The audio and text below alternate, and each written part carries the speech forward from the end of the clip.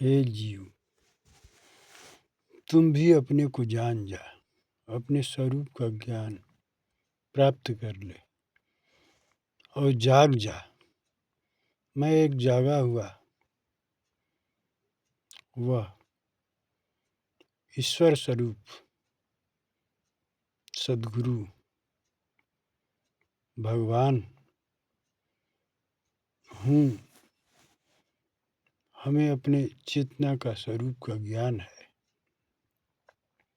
इसीलिए मुझे कोई बांध नहीं सकता। मृत्यु मुझे छू भी नहीं सकती। मैं कालों का काल महाकाल हूँ। समय की सीमा से परे,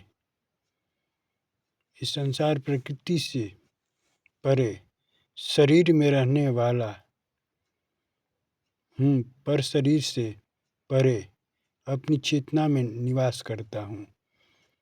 अपने ज्ञान में, अपने स्वरूप के ज्ञान में, अपने स्वरूप में निवास करता हूँ। स्वरूपानंद हूँ, एक सद्गुरु हूँ।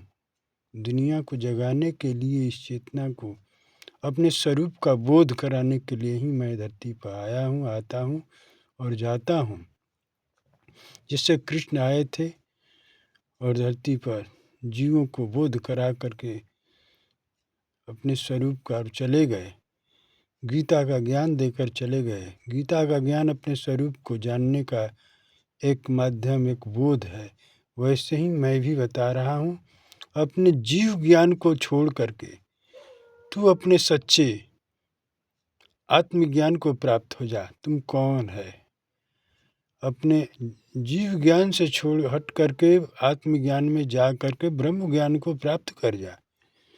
बस मैं जगाने के लिए आया हूँ, मैं जगाता हूँ, तू जाग जा।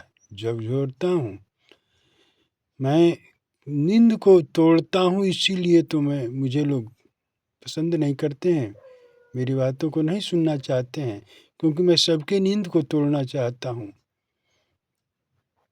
मोह रूपी निद्रा में सोए हुए जीव हैं ये संसार जगत में।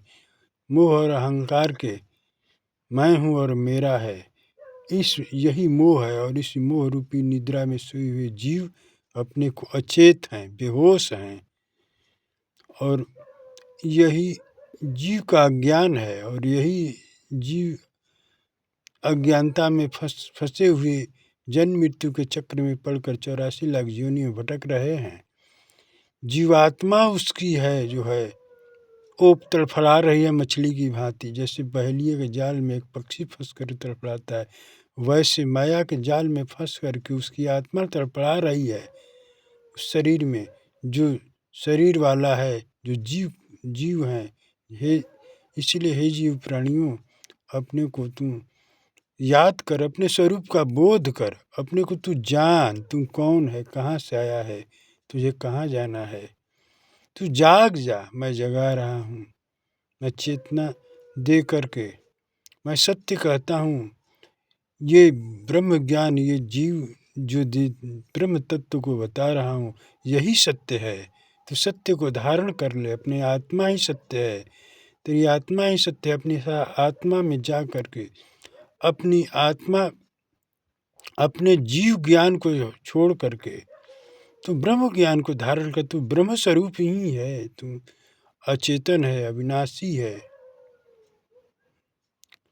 चेतन स्वरूप है, अविनाशी है, विनाश से परे वह दिव्य शक्ति वाला है, जन्म मृत्यु से परे अमर है, शाश्वत है, सनातन है, व्यक्त है। अग्नि तुझे छू भी नहीं सकती, जला भी नहीं सकती, बर्फ गला नहीं सकती, शस्त्र काट भी नहीं सकते। तुझे कोई दुनिया की हस्ती ना है जिसे तुझे कुछ एक रुआं टेढ़ा कर दे। वो चीज है तू। अपने को जान करके तू अभी और इसी क्षण मुक्त हो जा। ये अमर ज्ञान है जो बता रहा हूँ। ये ज्ञान नहीं, अमृत को देने वाला ये अमृत है, जिसको तू सुन करके अपने कान के दोने से पी करके अमर हो जाएगा। वो चीज मैं बता रहा हूँ, यही सत्य है, ये परम है, ये परम ज्ञान है।